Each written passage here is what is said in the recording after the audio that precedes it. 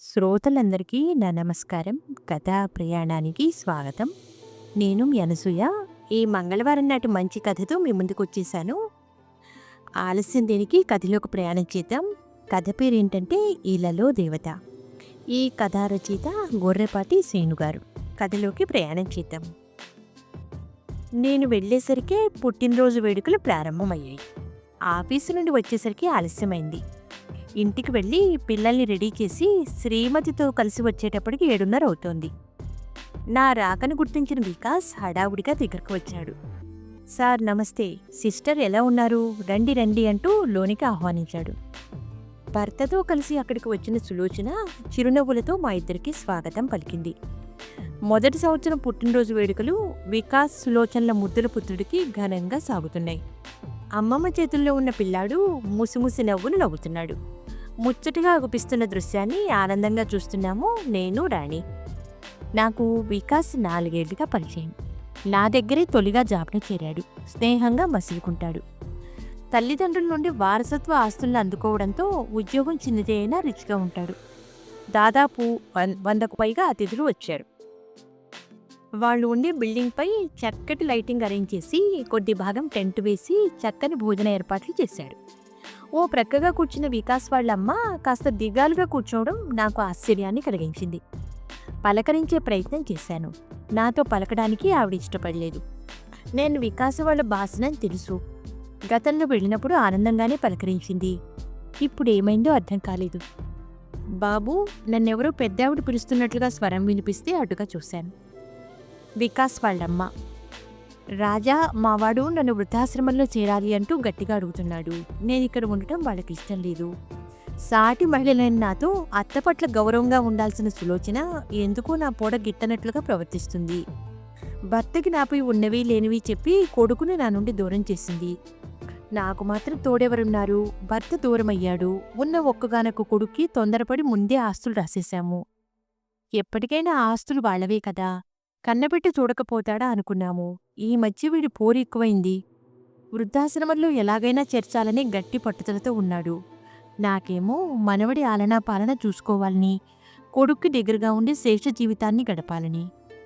ఆ పైన మాట్లాడలేక చెంగుతూ కన్నీళ్లు తుడుచుకుంది ఆవిడ. ఆఫీసులో వికాస్ అన్న మాటలు నా హృదయంలో ధ్వనిస్తూ నా మనసును అల్లకల్లోలం చేస్తున్నాయి. అమ్మ వృద్ధాశ్రమంలో చేరతానని ఒకటే గొడవ సార్. మేమేమో తనని ఇక్కడే ఉండమని అడుగుతున్నా వినడం లేదు సార్. అక్కడైతే తన ఈడువాళ్లు ఉంటారు, చక్కగా బోరుడని కబుర్లు చెప్పుకోవచ్చు. సాయంత్రం కాలక్షేపానికి వాకింగ్, వృద్ధాశ్రమ ఆవరణలో ఉన్న గుడిలో హరికథ, కాలక్షేపాలు, భజనలు అంటూ నా మాట వినడం లేదు సార్. పైగా తనకు తెలిసిన వాళ్ళు అక్కడే ఉన్నారు, నన్ను అక్కడే చేర్చమంటూ అడుగుతుంది సార్. కొద్ది క్షణాలు మౌనంగా ఉన్నాను. వికాస్ వాళ్ళ అమ్మకి అమ్మ గొప్పతనం వికాస్కి అర్థమయ్యేలా చెప్పే బాధ్యత, అమ్మని బాగా చూసుకోమని చెప్పే బాధ్యత నాదని నమ్మకాన్ని కలిగించేలా నచ్చ చెప్పి బయటకు వస్తూ ఉంటే సులోచన, వికాస్ మా దగ్గరకు వచ్చారు. ఖరీదైన గిఫ్ట్ పార్సిల్ ఇచ్చారు. అమ్మతో నేను మాట్లాడటం గమనించాడేమో వికాస్ కళ్ళలో అపరాధ భావం. నటిస్తున్న మనుషులు ముసుగులు వేసుకుని ప్రవర్తిస్తున్నా కళ్ళు మాత్రం వాస్తవాన్ని దాయలేవు. నా ఎదురుగా కూర్చున్నాడు వికాస్. బర్త్డే సెలబ్రేషన్స్ బాగా చేశావోయి, అభినందించాను. థ్యాంక్ యూ సార్ అన్నాడు కృతజ్ఞతాపూర్వకంగా. 6 ఏళ్ల వయసులో అమ్మని కోల్పోయి అన్నీ తానే పెంచిన అక్క పెంపకంలో పెరిగిన నన్ను అమ్మలేని లోటు బతుకంతా వెంటాడుతూనే ఉంటుంది. ఉన్నప్పుడు మనుషుల విలువ తెలియదు, దూరమయ్యాక తలుచుకుని ఉపయోగమూ లేదు. వికాస్కి అమ్మ గొప్పతనం చెప్పాలనిపించింది. వికాస్, ఓ మాట అడుగుతాను, నిజం చెప్పాలి. అడగండి సార్. అమ్మ నిజంగా వృద్ధాశ్రమానికి వెళ్ళాలి అనుకుంటోందా, లేదా నువ్వే ఒత్తిడి చేస్తున్నావా? సూటిగా అతడి కళ్ళలోకి చూస్తూ అడిగాను. మౌనం అతడి సమాధానమైంది. అతడి మనసు గ్రహించినట్లుగా చెప్పాను. నీకు జన్మనివ్వడానికి తను ఎన్ని తిప్పలు పడి ఉంటుందో, అలాగే నువ్వు పెరిగి పెద్దవుతూ చేస్తున్న ఎంత అల్లరిని భరించి ఉంటుందో, నీకు ఆరోగ్యం బాగోలేనప్పుడు నీ ఆరోగ్యం బాగుపడాలని ఎంతగా శ్రమించి ఉంటుందో ఒక్కసారి ఆలోచించు. అమ్మ గొప్పతనం తెలుసుకో. అదంతా అలా ఉంచు. మీ నాన్నగారు ఉన్నప్పుడు ఆస్తంతా నీ పేరునే పెట్టారు. మీ నాన్న అలాంటి నిర్ణయం తీసుకున్నారంటే మీ అమ్మ చెప్పిన మాటల ప్రేరణతోటే ఆ నిర్ణయం తీసుకుని ఉంటారు. ఇంకో మాట చెప్పనా, నువ్వు తల్లిని జాగ్రత్తగా చూసుకుంటేనే కదా నీ కొడుకు నిన్ను బాగా చూసుకునేది. నేను ఇంతలా చెప్తున్నానని ఏమీ అనుకోవద్దు. అమ్మ విలువ నీకు తెలియకపోవచ్చు. అమ్మ ప్రేమకి ప్రత్యక్షంగా నోచుకోలేను నేను 60 ఏటనే అమ్మని కోల్పోయిన నాకు తెలుసు. నిజానికి నువ్వు అదృష్టవంతుడివి. అమ్మ అనే దేవత సన్నిధిలో జీవిస్తున్న శుభజాతకుడివి.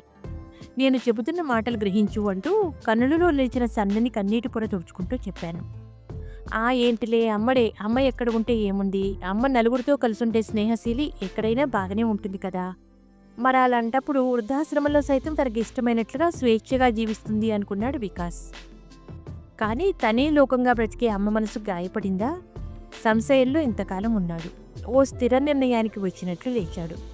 తన తల్లి తన అభ్యున్నతికి అసంఖ్యాక త్యాగాలు చేసిన సంఘటనలు నయనాల ముందు కదులుతున్నట్లు అనిపించిందేమో. అమ్మ గొప్పతనం గుర్తు చేసిన నా వైపు కృతజ్ఞతగా చూస్తూ తన సీటు వైపు కదులుతున్నాడు. వికాస్ వాళ్ళమ్మ చల్లని చూపులు నాపై వెన్నెల్లా కురుస్తున్నట్లుగా అనిపించి మనసంతా ఆనందం భరించింది. విన్నారుగా, ఈ మనసును కదిలింపజేసే, ఎంతగానో ఆలోచింపజేసే గొర్రెపాటి శ్రీను గారి ఇలలో దేవత అనే చక్కటి కథను వచ్చే వారం మరో మంచి కథతో మీ ముందుంటాను. అంతవరకు సెలవు. నమస్కారం.